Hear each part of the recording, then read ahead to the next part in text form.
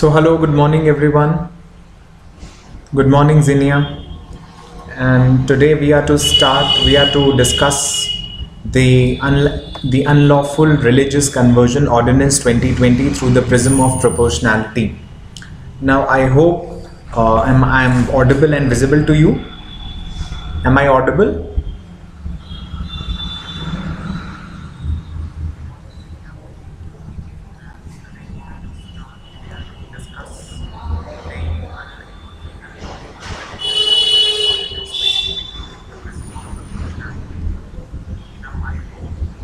Am I audible? Good morning, Prableen. So today, okay Zina, thank you. So today we have to discuss this unlawful religious conversion ordinance 2020 through the prism of proportionality.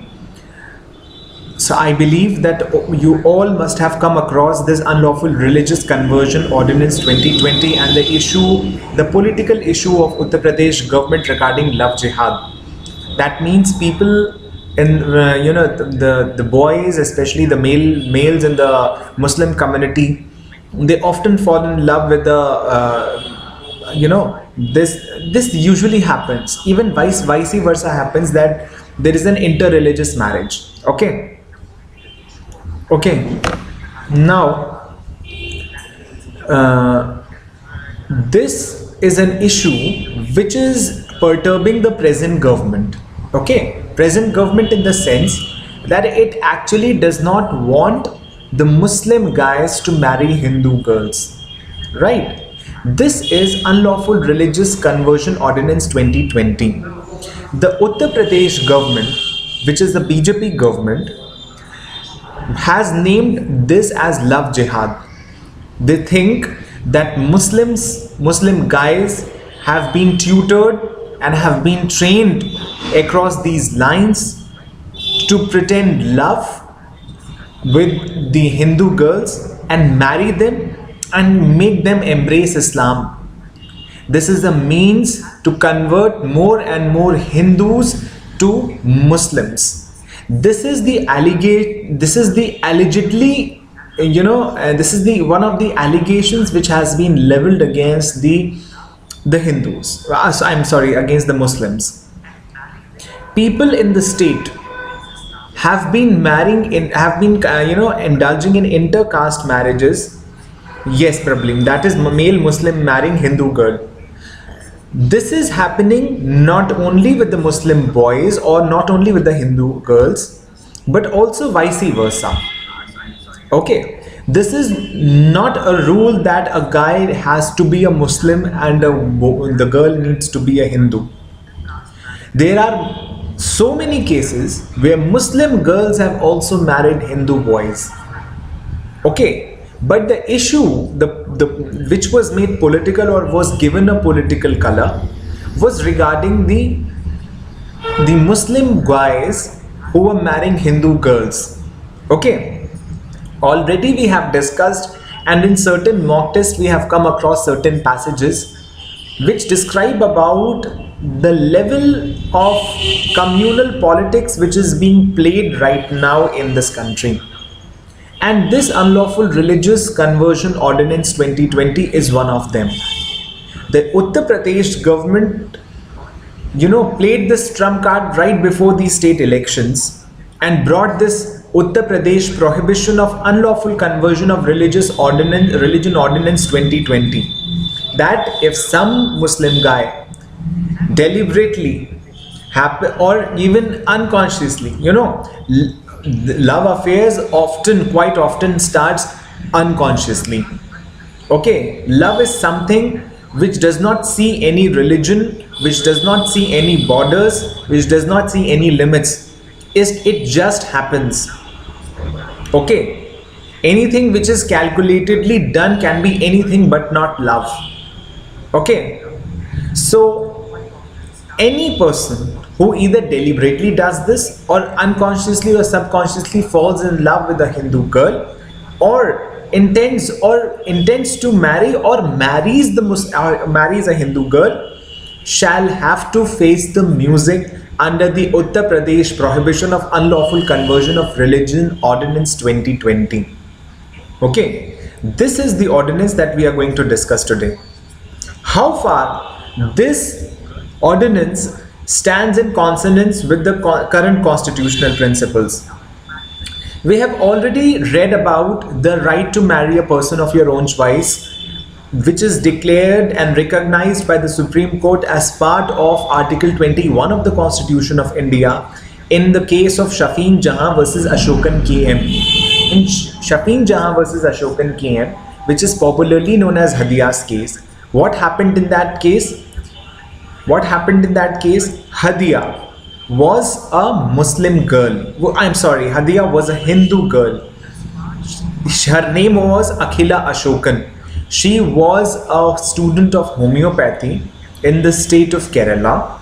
She fell in love with a Muslim boy named Shafeen Jahan, and then they both got married, while Hadia embraced Islam and also started wearing hijab out of her own consent.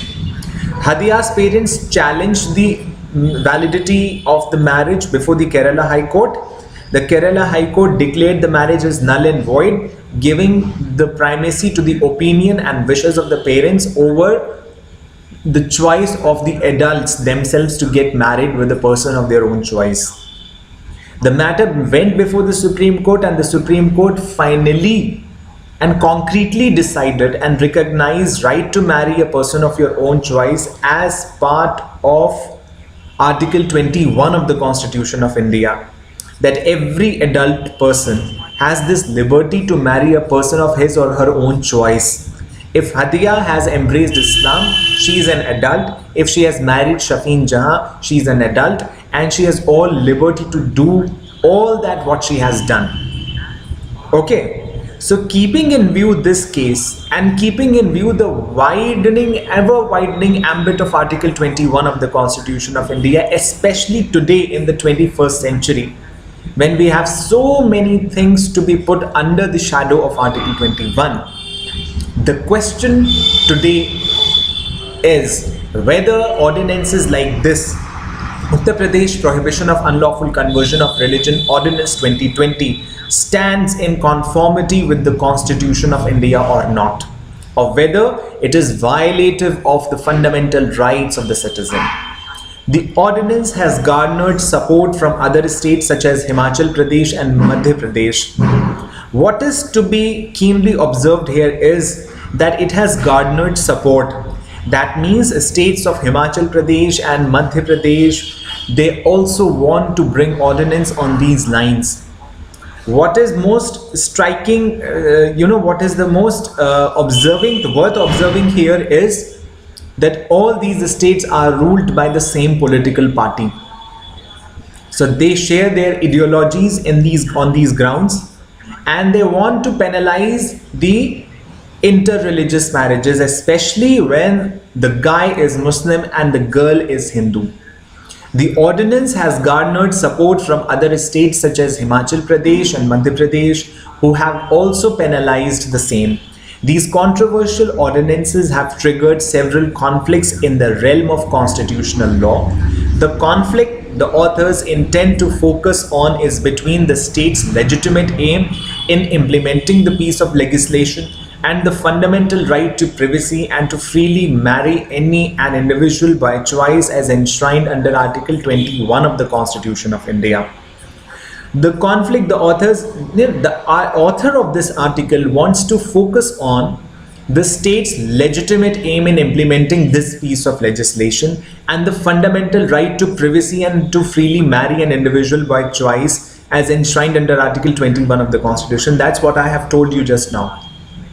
Okay, that's what I have told you. The issue of right to marry a person of your own choice is not the only thing that stands under the shadow of Article 21, but also the issue of privacy equally also happens to stand on the same pedestal. This is a completely private matter. Or after the Justice K.S. Puttaswamy's case by the Supreme Court, and the recognition of right to privacy as an inalienable, unfettered right under Article 21 of the Constitution of India, we can state this with much audacity that fundamental right to privacy is that one right which also protects a person's liberty to marry a person of his or her own choice. This is completely an individual's own prerogative and his own personal matter with whom he or she wants to marry. So fundamental right to privacy also comes equally in force to protect or to defeat the provisions of this ordinance of 2020 brought by the Uttar Pradesh government. Okay. The authors also touch upon the blatant violation of the right to freely practice and profess religion by the ordinance in question with little or no evidence of unlawful conversion in the state. What seems to be violated, what another provision seems to be violated is Article 25 of the Constitution of India. Every individual, every adult of this nation has this liberty and freedom, to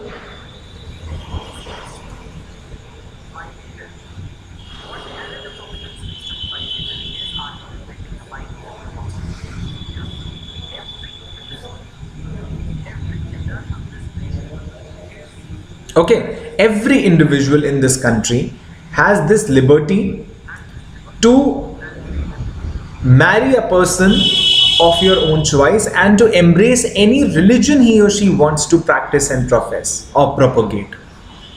Okay, Hadia was an adult, or Akhila Ashokan, if I say, she was an adult.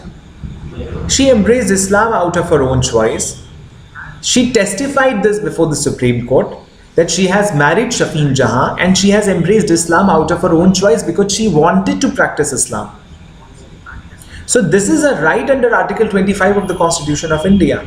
State, nobody, literally nobody, not even the state, has any right to peep into somebody's personal life and say what you are doing is wrong. The religion or you are practicing is not correct.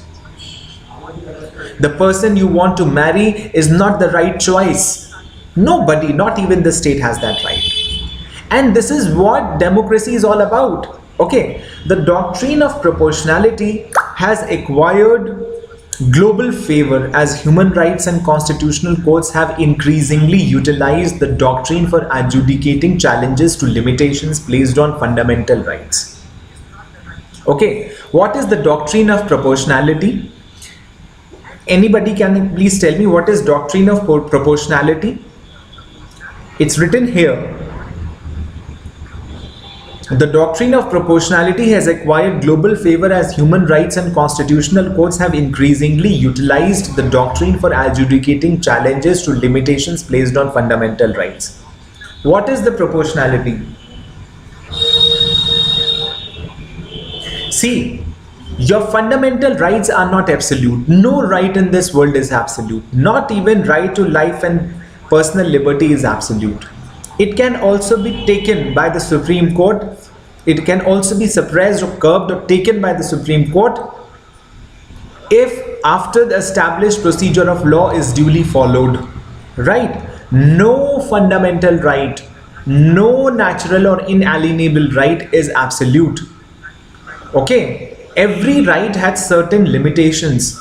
Your freedom of speech and expression is also, limited by 8 reasonable restrictions contained under Article 19(2) of the Constitution. Okay. Had these restrictions not been there under the Article 19(2) or under any other provision of the Constitution, every individual or every entity that enjoys freedom of speech and expression would have become an unruly horse. So in that case, we need to apply this doctrine of proportionality, that the freedom and liberty which is granted to an individual cannot be absolute or limitless. It has to have some limitations and it needs to be limited by certain reasonable restrictions. Same is the case with this issue. Okay, the constitutional courts across the world have applied this doctrine of proportionality time and again to identify the limit of a particular freedom and to measure the reasonability of any restriction that limits its exercise. That is doctrine of proportionality. And here the definition is given: jurisprudentially, proportionality can be defined as the set of rules determining the necessary and sufficient conditions for limitation of a constitutionally protected right by law to be constitutionally permissible. Okay, have you understood the doctrine of proportionality? The idea that a measure restricting the enjoyment of fundamental rights was to be proportional to the fundamental right in question was very much prevalent during the initial stages of constitutional thought in India. However, a comprehensive utilization of the doctrine in terms of adopting a structured test by the Indian courts was not seen until the case of Modern Dental College and Research Center versus the state of Madhya Pradesh. Okay, versus the state of Madhya Pradesh. The idea is that we have to restrict the enjoyment of fundamental rights, and this restriction should be proportional to the fundamental right in question. And this was very much prevalent in the initial stages of the constitutional thought in India. While the constitution was being drafted, these were the things that were deliberated upon vehemently and vigorously. The Constituent Assembly members, placed these restrictions after much heated debates and talks, so that no restriction could become disproportional to the limit of the freedom, or no freedom could become disproportional to, in comparison to the restrictions which has been placed. So after much discussions and deliberations, these proportionalities were, both the freedom as well as its restrictions were incorrect, and appropriate proportionality were placed or incorporated under the Constitution.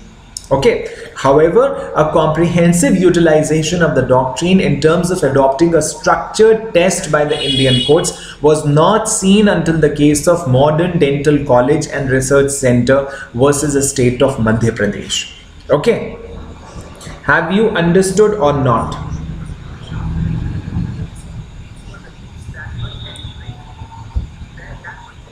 Any problem?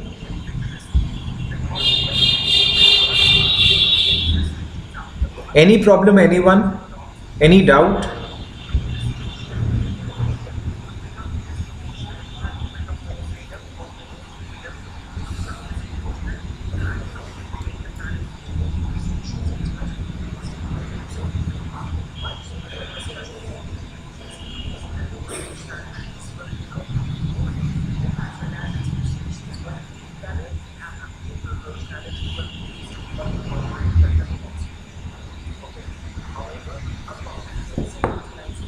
Okay. Is that clear? It's clear to Ankita, Mehul, everyone? Okay, I guess everyone has understood the concept of doctrine of proportionality. In this blog, the authors analyze the ordinance in the light of the doctrine of proportionality. That this ordinance, intends to keep some restrictions on the liberty of the individual to marry a person of his or her own choice. So the authors are trying to analyze the reasonability of this ordinance, the constitutionality of this ordinance, that whether this ordinance happens to fall exactly in that proportion which is allowed by the Constitution, or it crosses the limit and goes beyond that. Okay, proportionality between religious conversion and privacy. The ordinance pierces the private institution of marriage by requiring the parties involved to refrain from undergoing conversion by marriage. However, in this segment, we restrict ourselves to the issue of privacy. Okay, the ordinance pierces the private institution of marriage. Now, institution of marriage is private. It is not a public institution that anybody can come and go and do anything and say anything to anyone, or certify the marriage as null and void, and authorize the marriage and do anything with the institution of marriage. The institution of marriage is completely private.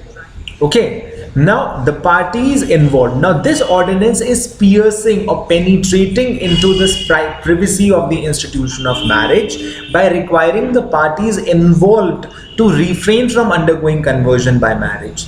Okay, this is mandating people. Now if somebody is out of his or her own will or will and wish wants to embrace the other religion, then this ordinance would not allow such an individual to do that.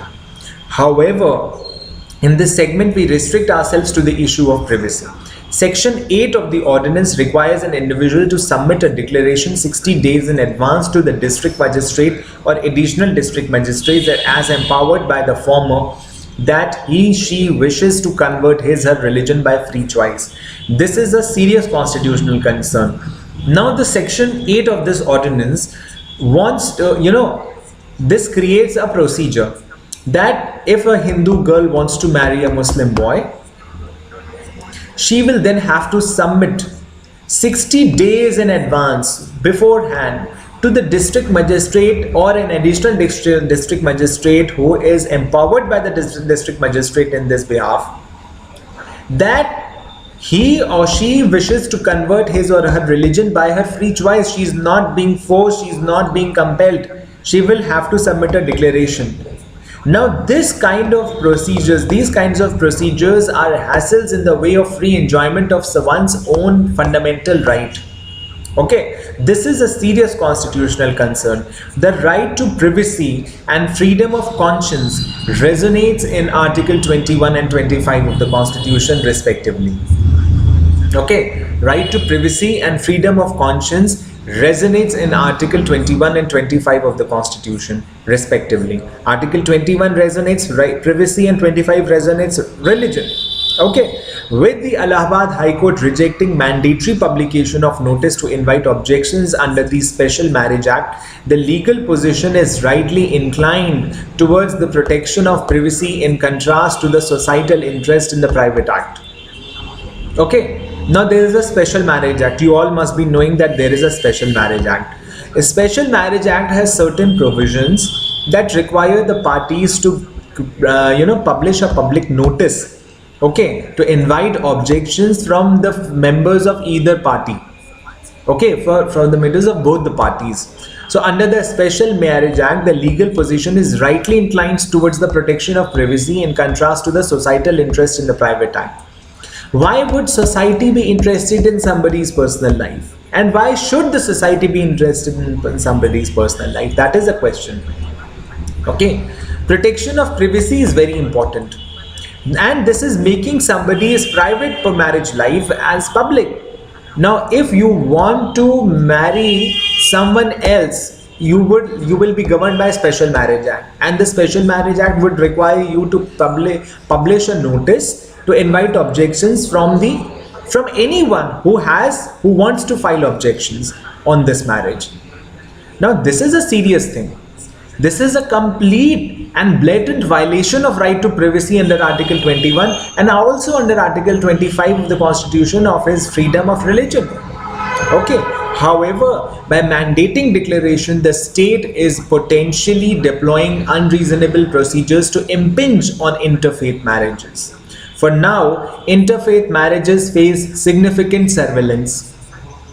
And in the presence of a requirement for declaration, the police can prevent solemnization of such marriages.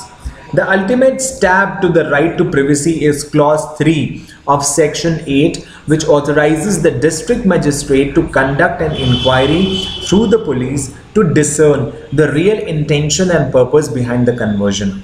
Okay, now this is the duty of the district magistrate. Perhaps the district magistrates were sitting free enough to have consumed their time in such things to find out, to discern whether the party who has submitted a declaration 60 days in advance is actually doing it by free choice and free will, or somebody is compelling her or him to do so.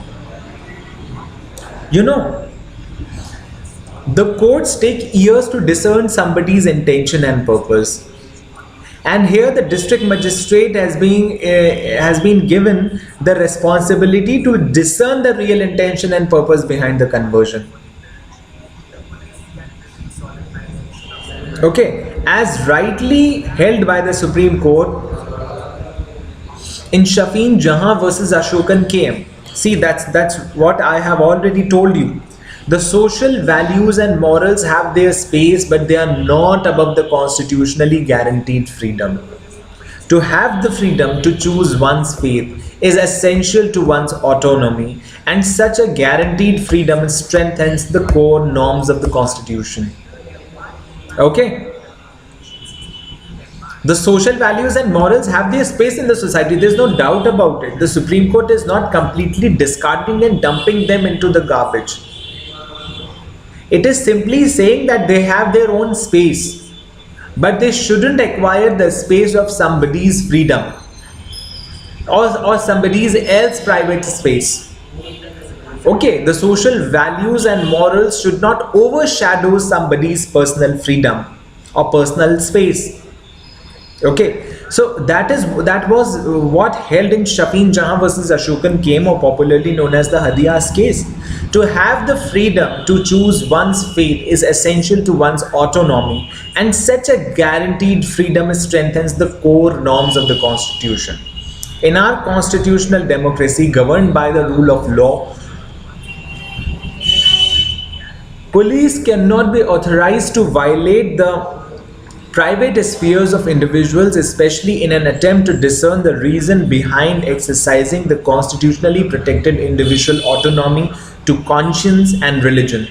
By legitimizing their power to infringe upon one's privacy to adopt the religion of his or her spouse upon one's volition, a protected freedom under Article 21 vis-a-vis Article 25 under the pretext of discerning the cause behind the conversion, the ordinance paves way for an arbitrary encroachment on the individual's fundamental right to privacy.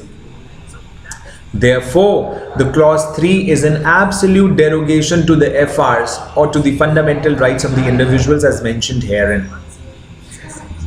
Okay, this paragraph embodies the concept which I have already conveyed to you.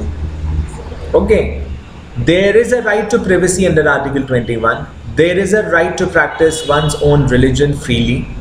Okay, whatever conditions are stipulated under clause 3 of section 8 are absolutely against the Article 21 and Article 25 of the Constitution.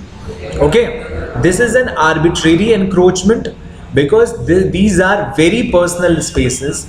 Marriage is something which is very personal, and religion is something which is also personal to one's own, which is also personal to one's own self. Okay, who said, like Mahatma Gandhi also said this, that I live for my religion, I shall die for it, but for me it is a completely private matter. Why should I, while dealing with others, bring in religion in between? Why should I bring my religion in between while dealing with the other things? There are social issues out there, there are political issues out there. Whatever I am practicing is my religion. This is what Mahatma Gandhi said. So therefore the clause 3 is an absolute derogation to the fundamental rights of the individuals as mentioned herein. Okay. Now in case Puttaswamy versus Union of India, the guidelines provided by the Supreme Court to test infringement of the right to privacy by proportionality in paragraph 325 are, a law which encroaches upon privacy will have to withstand the touchstone. Ankita is asking, what if male Muslim wants to convert to Hindu religion? He has all liberty to do that. Have you heard of Wasim Rizvi, the chairman of the Shia Waqf Board, who recently embraced Hinduism and became an apostate of Islam? In India, you have the liberty to do that. Everybody has the liberty to do that. You must have heard about Wasim Rizvi. Okay. So in case Puttaswamy versus Union of India, the guidelines provided by the Supreme Court to test infringement of the right to privacy by proportionality in paragraph 325. Shalvi is commenting, sir, if a Hindu female without converting marries a Muslim male, will that be an irregular marriage? That marriage will be void under Muslim law. If you're asking me its validity under the Muslim law, then the answer is it will be a void marriage. This marriage is not recognized by Muslim law. Okay? The marriage will be void.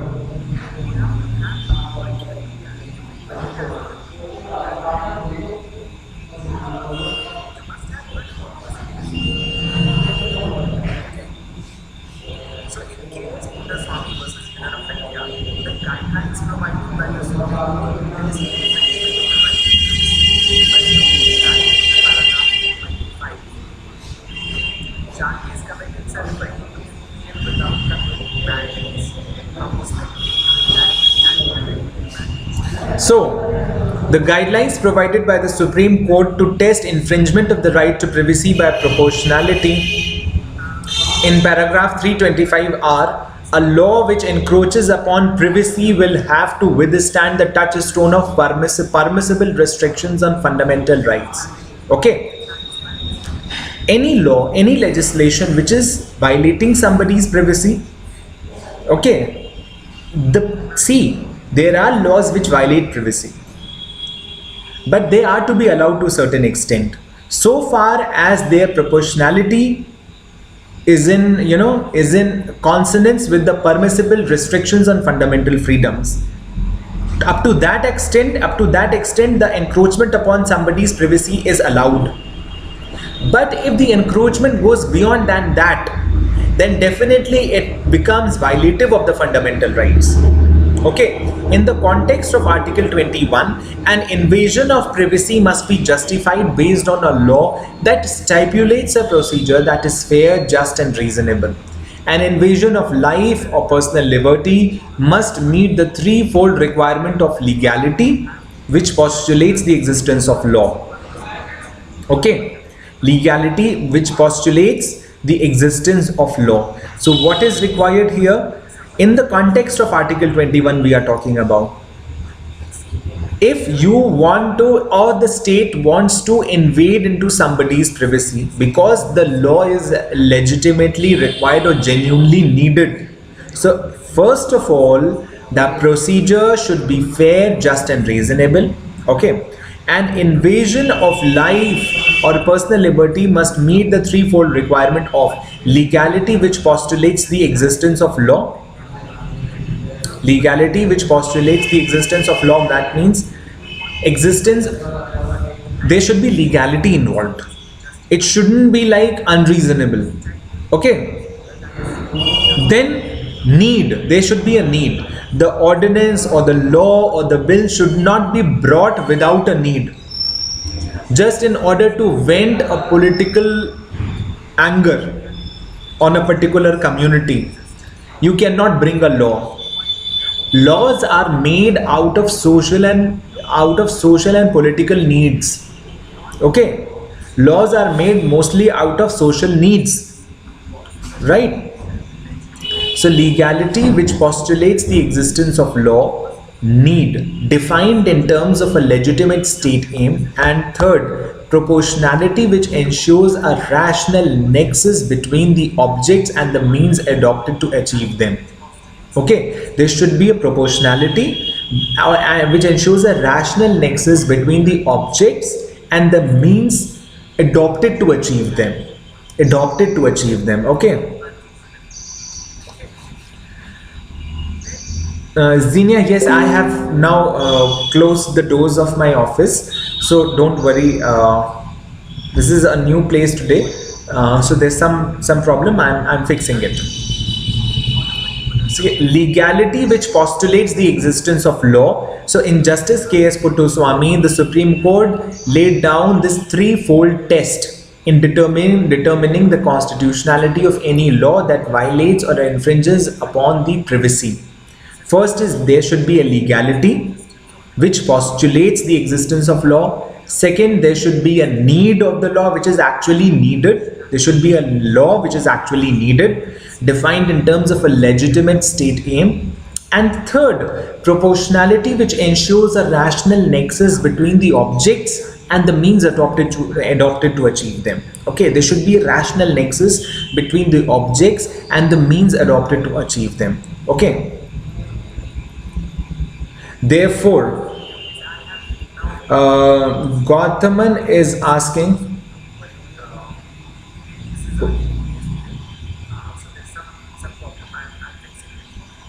what is meant by rational nexus? Rational nexus means there should be a proper and well-defined relationship between the objects and the means adopted to achieve them.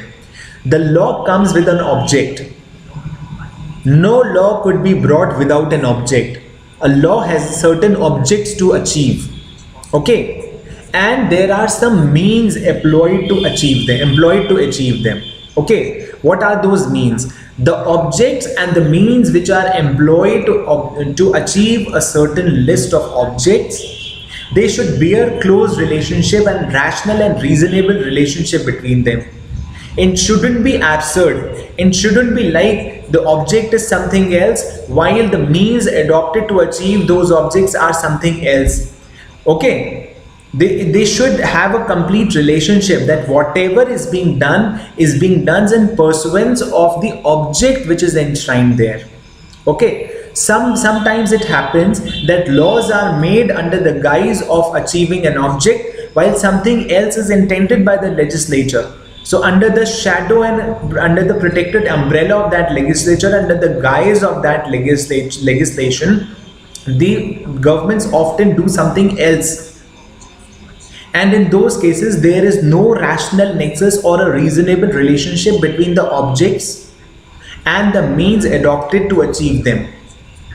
Okay, so the law which violates somebody's privacy can be justified on three grounds. There should be a legality involved, there should be a need of the law, and there should be some proportionality which ensures a rational nexus between the objects and the means adopted to achieve them. Okay. Now Ankita is commenting, if Hindu marries with Muslim, it is allowed that both convert themselves with their opposite religion. Why would they convert in opposite religion when they are getting married? Is there a deal to exchange religion?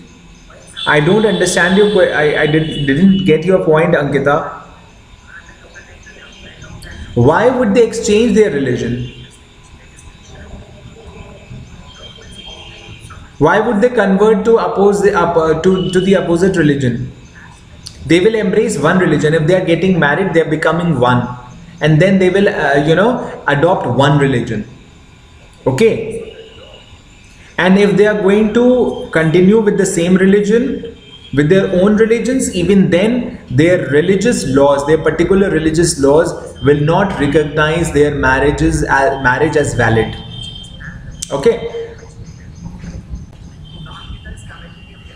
Therefore, based on the above test, we argue that firstly, the ordinance is unconstitutional as it is not only violates the fundamental right to privacy, but also arbitrarily infringes the fundamental right of the individuals to practice and profess a faith of their own choice as enshrined under Article 25. Right? This is commonly understood. This is very easy to be understood. Therefore, based on the above test, we argue that firstly, the ordinance is unconstitutional. The ordinance is unconstitutional as it not only violates the fundamental right to privacy, but also arbitrarily infringes the fundamental right of the individuals to practice and profess a faith of their own choice as enshrined under Article 25. Secondly, there is no evidence on record to establish the legitimacy of the state aim in curbing conversion by marriage by terming it unlawful unless the converting person freely provides that such conversion is not upon their volition. The state says, the state of Uttar Pradesh right now, and the state usually with regard to the government is used. The government says that Hindu girls are compelled by force to embrace Islam and leave Hinduism. This article says that there is hardly any evidence to show that Hindu girls were actually compelled and forced by the Muslims to convert to Muslim and embrace Islam and leave Hinduism. It was hardly established in any case. There's no evidence on record to prove that. Okay, we do not have any data that says that this percentage of Hindu girls were deliberately, pressurized, and they were influenced unduly to have embraced Islam. And it was not proved in any case that their conversion was not based upon their volition. It is argued that Archit Rai, validity of marriage in respect of laws demands similar religion for both the husband and wife. Yes, exactly. Same in read Hindu Marriage Act 1955. Also read Muslim law, the chapter relating to marriages. Validity of marriage requires both the parties to be of the same religion. Okay, both the parties should be of the same religion. Now, secondly, we are discussing this, that you have to apply this test. Okay, to prove this ordinance as unconstitutional, what we need is, we don't need to put any effort. It's very easily understood and comprehensible that, and discernible I must say that this ordinance is unconstitutional. Firstly, because it is violative of fundamental right to privacy and right to freedom of religion under Article 21 and 25 respectively. Okay. Secondly, that there is no evidence on record to establish the legitimacy of the state aim to claim that the Hindu girls were in most of the cases deliberately influenced unduly and pressurized, pressurized physically or mentally or psychologically or financially or emotionally to have embraced Islam. Okay, it is argued that without a legitimate state aim that empowers individual liberty to adopt a religion of his or her choice and subsequently choose a partner, the ordinance so passed is manifestly arbitrary and therefore unconstitutional. Okay, thirdly, what is the third argument with regard to the unconstitutionality of this ordinance? Thirdly, it is argued that the means adopted to fulfill the unconstitutional aim is also an encroachment into the personal lives of individuals. The means ensure that any conversion of religion undergoes a strict investigation, thereby obstructing the liberty of the individuals, and the object ultimately curbs couples from consequently converting their religions through marriage. Okay. Now, thirdly, what is the third argument in regard to the unconstitutionality? That it is encroaching into the personal lives of the individuals. Okay. What if you embrace a particular religion and some authorities from your district administration come and make you go through a very strict investigation and interrogation to find out and discern whether you have converted out of your own volition or you were deliberately pressurized and forced to have converted to that particular religion? How embarrassing and how despicable would be that? Because this is a complete and a blatant encroachment upon the liberty of the individual to embrace and practice any religion of his or her own choice. Okay. Now, proportionality between religious conversion and the right to convert by marriage. Section 3 of the ordinance prohibits any person to convert or attempt to convert either directly or otherwise any other person from one religion to another marriage amidst other grounds. The section is vaguely drafted and confers unguided power to the administration to prohibit couples from consensually marrying after a voluntary religious conversion. This is primarily because it gives wide scope to the administration to intrude upon one's fundamental right to choose a partner when they have not registered according to the terms of the UP ordinance. Okay. The section is vaguely drafted. Section 3 simply prohibits a person to embrace or convert to any other religion amidst from one religion to another religion by marriage amidst other grounds. Okay, you cannot convert to any other religion on grounds of marriage. Also, there are some other grounds because of based upon which you cannot convert to any other religion. Okay, the section is vaguely drafted because it is undefined and vaguely drafted and confers unguided power to the administration to prohibit couples from consensually marrying after a voluntary religious conversion. Now, if the district magistrate or the district administration finds out that or discerns out of its own, understanding that this particular girl is not embracing Islam or is not converting to another religion out of her own volition, and she is being forced to do that, then definitely the district administration is empowered to force a consensually marrying couple to stop and to prohibit them from getting married. So do you think anybody of you or me or anyone else should be restricted this way by the district administration? Just imagine a situation. A boy and a girl are getting married.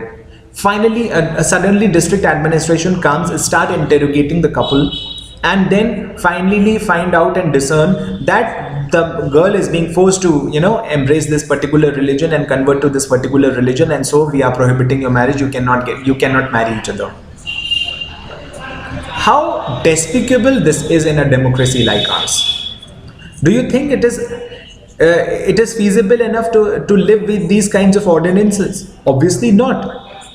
This is truly uncalled for and highly unbecoming in a civilized nation. This is primarily because it gives a wide scope to the administration to intrude upon one's fundamental right to choose a partner, and when they have not registered according to the terms of the UP ordinance.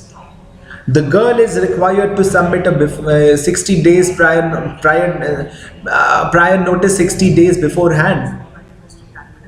Then the district administration will be after her for every single movement to find out and discern if she is converting to another religion out of her own free will. And if, God forbid, unfortunately, if the district administration discerns that she is not converting out of her own free will, then the district administration has been given an unfettered power to prohibit that marriage. Okay, this is primarily because it gives wide scope to the administration to intrude upon one's fundamental right to choose a partner when they have not registered according to the terms of the UP ordinance. This is evident from a wedding being disrupted in Uttar Pradesh within a week of promulgation of the ordinance. See, exactly. Same has already happened in the state. The thing that I have explained to you just a while back, that a wedding was disrupted by the Uttar Pradesh district administration. The interfaith couple were freely exercising their right and were in fact supported by their parents. However, since the ordinance requires declaration and a subsequent investigation, the marriage had to be deferred until they complied with it or the Special Marriage Act. See how unfortunate this is, that the couple, they had to their marriage was deferred until they fulfilled all the procedures of the ordinance or the Special Marriage Act. Furthermore, section 4 of the ordinance authorizes any aggrieved person, his or her parents or any other person related by blood to file an FIR when one contravenes the above mentioned section 3. It is argued that the section not only transcends societal morality over constitutional morality in contradiction to the Supreme Court's dicta in Navteej Singh Johar versus Union of India, but is also against the ruling of the Supreme Court's progressive observation in Shakti Vahini versus Union of India. See how important this is. Okay. Any aggrieved person, like section 4 authorizes any aggrieved person. Who is the aggrieved person? Like if I am a person who is aggrieved by any person in my any couple in my neighbor who is undergoing an interfaith or interreligious marriage, I may go and file an FIR against him or against his or her parents or against any person related by blood to file an FIR. Okay. Any aggrieved person against any aggrieved person, his parents, his or her parents, or any other person in relation by blood to file an FIR when one contravenes the above mentioned section 3. Okay. dicta in Navdeep Singh Johar versus Union of India, but is also against the ruling of the Supreme Court's progressive observation in Shakti Vahini versus Union of India. See how important this is. Okay. Every agreed person, like section 4, authorizes an agreed person. Who is the agreed person? Like if I am a person who is agreed by any person in my any couple in my neighbor who is undergoing an interfaith or inter. It is argued that section not only transcends societal morality over constitutional morality in contradiction to the Supreme Court's dicta in Navdeep Singh Johar versus Union of India. We all know what is the Supreme Court's view in Navdeep Singh Johar versus Union of India. Section 377 of the IPC was decriminalized only because the individual was given liberty to have any sexual orientation and marry any person of his or her own choice, irrespective of any sexual orientation. Okay, it is also against the Supreme Court's progressive observation in Shakti Vahini versus Union of India. So Shakti Vahini, the Supreme Court held that when two adults consensually choose each other as life partners, it is a manifestation of their choice which is recognized under Article 19 and 21 of the Constitution. It further held that the consent of family or community or clan is not necessary when two adults agree to enter into wedlock. Okay. However, the ordinance carves out an exception to this fundamental freedom which is disproportionate to the fulfillment of the very right. Okay. There's some noise which is going on and this is like out of my control. Just bear with me, I'm trying to like overspeak. Okay, so this is against Article 21 of the Constitution. This is against Article 25 of the Constitution. This is against the Supreme Court's ruling in Shafin Jahan versus Ashokan KM. This is against the Supreme Court's ruling in Navdeep Singh Johar versus Union of India. This is against the Supreme Court's ruling in Shakti Vahini versus Union of India. Now there are so many provisions and so many arguments against the constitutionality of this ordinance of 2020 brought by the state of UP. Have you understood this? How clearly the Supreme Court said that the consent of the family or community or clan is not necessary when two adults agree to enter into wedlock. However, the ordinance carves out an exception to this fundamental freedom which is disproportionate to the fulfillment of the very right. Okay? Understood? As observed in Modern Dental College versus the State of Madhya Pradesh and reiterated in Anuradha Bhasin versus Union of India, for a limitation of a constitutional right to be constitutionally permissible, there needs to be a proportionality stricto sensu between the importance of achieving the proper purpose and the societal importance of preventing the limitation on the constitutional right. Okay. As observed in Modern Dental College versus the State of Madhya Pradesh and reiterated in Anuradha Bhasin versus Union of India. I've already taught you Anuradha Bhasin versus Union of India. Anuradha Bhasin versus Union of India में क्या था? It's a clear and extensive case on freedom of speech and expression. Okay. See, limitation on a constitutional right is permissible, but that has to be in the proportionate manner. There needs to be a proportionality stricto sensu between the importance of achieving the proper purpose and the societal importance of preventing the limitation on the constitutional right. That this is exactly what the society needs. That it is important and it is pertinent to put some restrictions. There is a purpose for that restriction. The purpose needs to be achieved and that purpose has a societal or a social importance. Right? So there is and cannot be a legitimate state aim in disallowing conversion by marriage as it is a quintessential concomitant of an individual's autonomy embedded in Article 19 and Article 21 of the Constitution. Although the doctrine has not been consistently used by Indian courts in terms of ascertaining the gravity of the right infringing measure in proportion to the necessity of protection of such a right in question, If the courts in this case were to follow the high scrutiny and evidentiary value approach involving the substantive components of the said test, the legitimate aim in this case would fall short of requisite evidence need to limit the fundamental right of privacy, right to individual liberty, and the right to marry a person of one's own choice. So clearly, this is against 21, this is against 25, this is against 19, this is against Supreme Court's judgment in Shafin Jahan versus Ashokan KM, in Modern Dental College case, in Shakti Vahini versus Union of India, in Navdeep Singh Johar versus Union of India, in Anuradha Bhasin versus Union of India. So many cases, so many constitutional provisions to prove its unconstitutionality. Okay. Although nearly 45 years ago, a constitution bench of the Supreme Court upheld the Madhya Pradesh and Odisha Freedom of Religion Acts by widely interpreting public order in search of legislative competence. The acts therein did not prohibit conversion by marriage, and thus the ruling of the 5-judge bench is not only irrelevant to resolve the impending constitutional infringement, but is also weakened by the progressive rulings of the Supreme Court as discussed above. Moreover, an interfaith couple in a recent case before the Allahabad High Court sought to quash an FIR filed against them under Section 366 of the IPC dealing with the abduction of a woman against her will with an intent to marry. Okay. The court in this case adopted a progressive approach in upholding the nexus between the privacy, liberty, and the right to choose a life partner while overruling judgments that had overlooked this nexus. This is particularly interesting development as the Chief Minister of UP had referred to these judgments and forming the basis for the ordinance while defending it. Okay.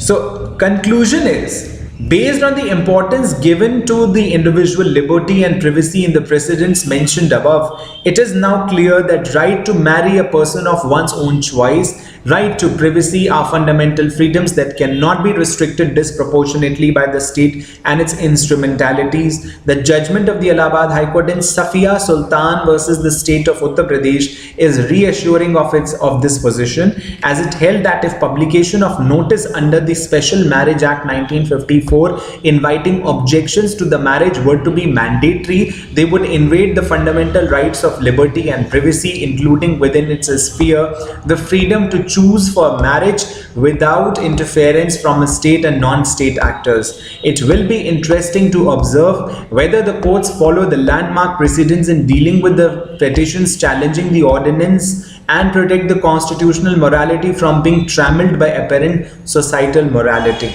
So this is all about Uttar Pradesh prohibition on the conversion of religion ordinance. Okay, the Unlawful Religious Conversion Ordinance 2020 through the prism of proportionality. So if you have any questions, you are most welcome to ask.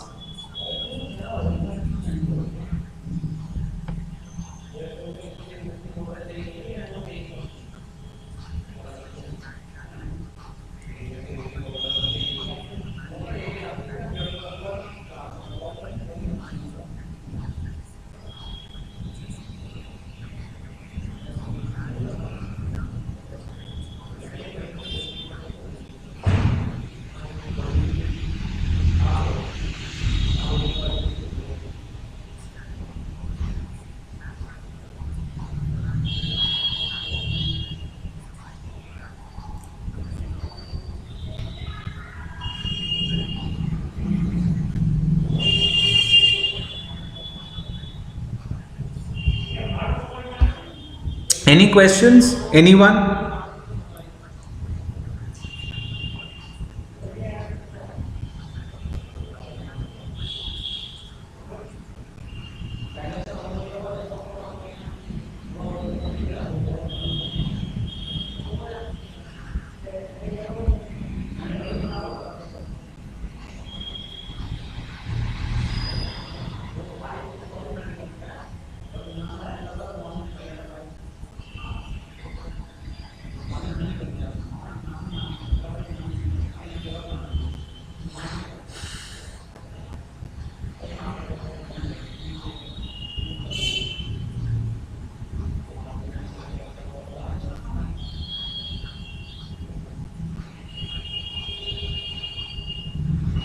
I guess there are no questions today. Everything is clear to you.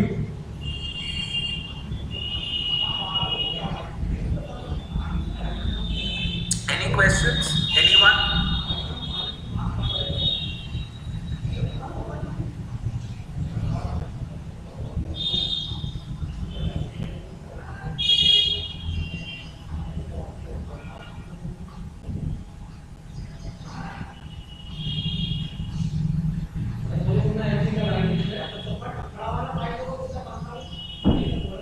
Okay, Ankita has no questions, and